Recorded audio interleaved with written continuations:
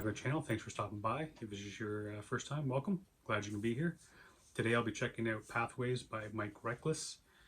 I'm guessing that that's like an alter ego type of thing he has. Maybe I'm wrong, but I'm thinking it's like kind of like Eminem, Slim Shady. They become a different animal. So I'm not sure what to expect from this. I've been told that it might hit me like his other ones have. I certainly hope not, because I'm in a good mood today. Although it's cold as balls again. It was snowing yesterday in Canada. Well, at least at my house anyway. Now it's like windy and -7 with the wind chill.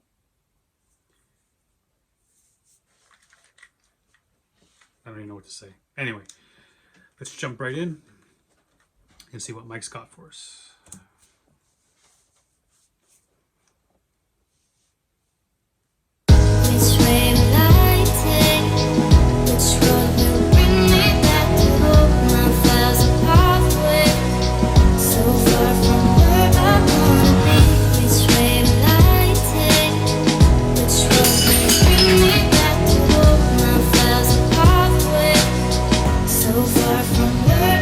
My family dearest, I won't be here by the time that you hear this. I took the nearest pack of pain.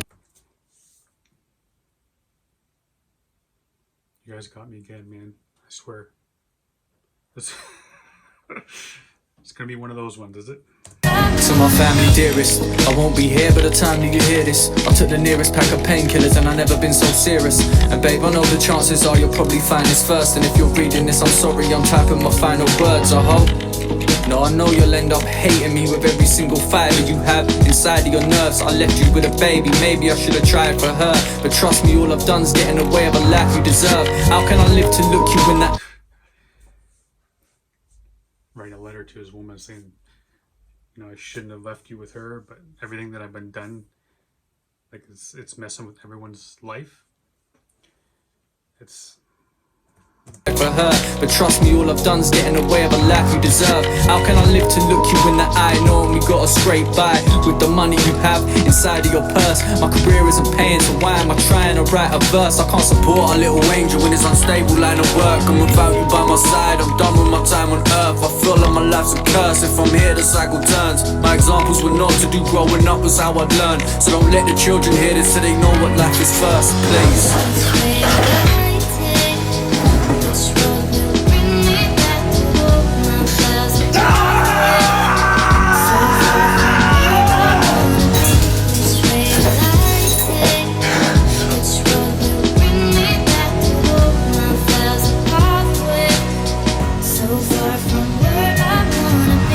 Dear kids, I don't know how to start this.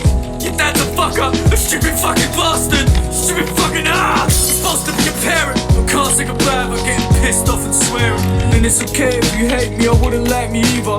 I didn't want to do this, I didn't want to leave ya. But mommy said I'm useless, and I'm starting to believe her. I hope you're fucking happy, bitch, I wish I didn't meet ya. I never wanted this, I didn't want to quit. Man, I gotta tell you, this is resonating with me a lot in terms of I went through a really dark time probably about 10 years ago, and in the exact same position, where I was in my chair really believing that that was going to be my last night, and there was nothing left to live for, and that the world would be better without me, and my daughter would be better without me. You know, she wouldn't have to be raised by, you know, this father that's messed everything up. So I get this, like, you know, it's resonated with me a lot. And you know, when I've told this story publicly, I've done it on stage with a group of people, trying to spread that message of mental health and getting past that. And you know, I often, when I do that talk, I've mentioned that a haircut saved my life, because that night when I was ready to end it, I realized at that point that I, for whatever reason, it popped into my head that I needed a haircut. And it wasn't, it was just weird that, that it had popped into my head at that moment. And I looked at my watch, saw that it was 8:45, and I lived about 3 minutes from the place where I got my haircut. And I was like, oh, I wonder if they can fit me in for my haircut. Went and got my haircut, came home, went to bed, and then life went on. I'm not saying there wasn't any dark times after that, and I still struggle through things. But so I know the feeling that Mike is going through here, questioning everything that they've done, everything that he's done to this family, everything that he blames and puts on his own shoulders, and just figures, he doesn't want the hurt anymore, doesn't want them to hurt, and thinking the only way that hurt will end is by doing this, by ending it and committing suicide. I'm just fucking happy, bitch. I wish I didn't meet ya. I never wanted this. I didn't wanna quit. I'm sorry, kids, but I don't wanna live. I've got nothing to offer. I wish I had a lot to give. Wish I didn't have such a fucked up family when I was a kid. I wish God would give me a break. I wish I wasn't in. Another really quick story. That line there, I wish he didn't have such a fucked up childhood when he was a kid. And my mom did everything she possibly could to keep the family together, my brother and I, and my dad. My dad had demons, man. Like, I'm talking demons. And I saw things and went through things that no kid should ever have to see or to go through. And he did as well growing up. And he had the scars to show for it. And I often use that when I talk on stage as well, in terms of like not playing the cards that you're dealt. It could very easily have been, I could very easily have been the same person as my father, use that as an excuse to become an alcoholic and to beat my kids and to beat my wife, but I didn't. And I look at Mike here and see the same thing. Like, this is a story that he's telling, something that he's gone through, but rather than becoming the person he because of his childhood, he struggled through it and made it out to the other side. And a lot of people don't make it out onto the other side. They just use it as an excuse, and the cycle continues and continues. They beat their kids, those kids grow up to beat their kids and beat their wives, abuse drugs and alcohol. So like the day that my dad died, I came home and I was coming up the road, and there was an ambulance and a police car in my driveway. And I was 14, and my very first thought that popped into my head was, he's finally done it. He's killed Mom. Like, that shouldn't be the first thought when you see an ambulance and a police car in your parents' driveway. Such a fucked up family when I was a kid. I wish God would give me a break. I wish I wasn't in pain. I wish this vodka could wash it away. What can I say? In another life we might meet. Just promise that you won't be like me. Which way will I take? Which road will bring me back to hope? My files are pathway, so far from where I wanna be. Which way will I take? Which road will bring me back to hope? My files are pathway, so far from where I wanna be. What the fuck am I doing it? Why's my crib candlelit? And where's my fucking phone? I need to call an ambulance. If I fucking die here, I ain't coming back from it. Open your fucking eyes, once you're tired, does everything just go black? I think it's actually happening. What if I could change? And this is just an accident. Love my family so much, can't live to see my dad upset. Need to be there for my little daughter, thought I couldn't bring you happiness. My brother's in prison, I'm supposed to visit. When the screws bring him the news, how's he gonna handle it? He just wants me to succeed. I don't need this rapping shit, been taking tablets for weeks. Last time I saw my sister. Sorry about that. I'm gonna put it back this here, but like, those are like the thoughts that do go in your head. Like, he's thinking, like, I'm gonna do this, I'm gonna end it. But like, my brother who's in prison, how's he gonna handle it? Just wants me to succeed. I don't need this rapping shit. Been taking tablets for weeks. Last time I saw my sister, I freaked out and smashed the whip. Threw her down a set of stairs, and since then I haven't slept. Told myself my life wasn't supposed to happen yet. I can't maintain or manage this. Am I paranoid or passionate? We all suffer deep down. Inside we're all battling, but don't want to admit it. We're blind to what we're damaging.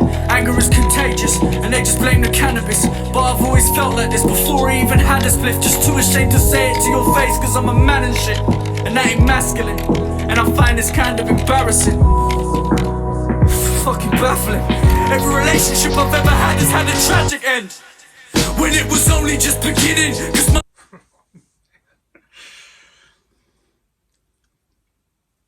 Man, I could be writing this. This is so, like I said, it's resonating so much with me. It's stirring a lot of emotion, but it's not getting me upset. It's bringing back memories. But I feel strongly about it, but I feel good about it the same way, because I have been able to go through these struggles and come out on the other side and be better for them, and knowing what it's like to have the feelings and being raised.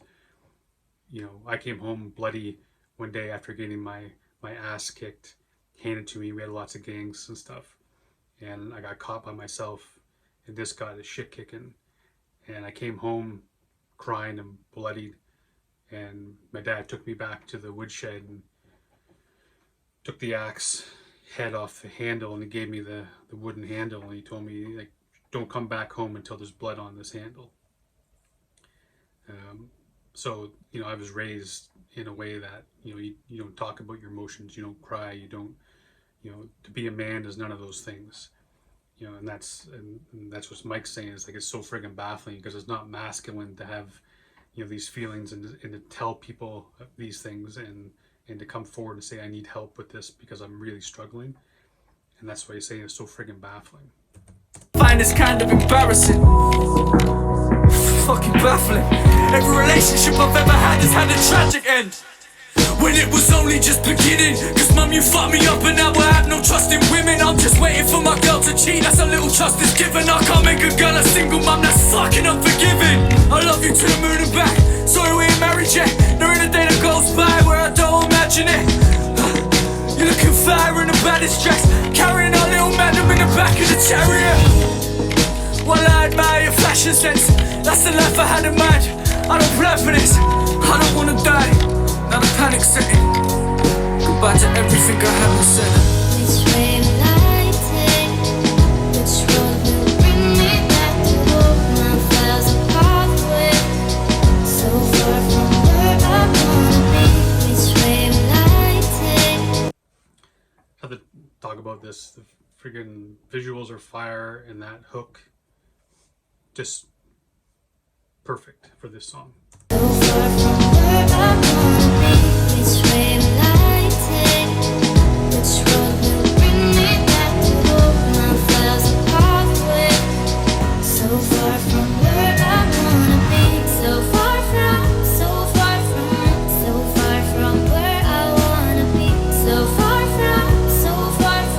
So far from where I wanna be. So far from where I wanna be. So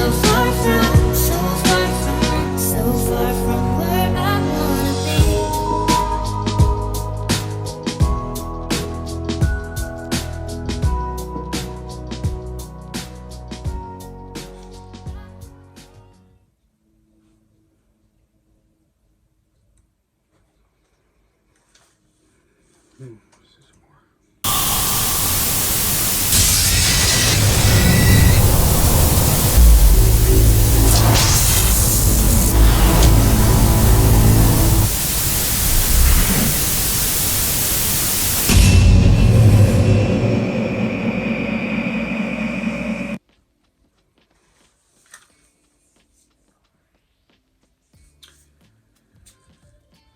What can I say, you guys? That was a heck of a track.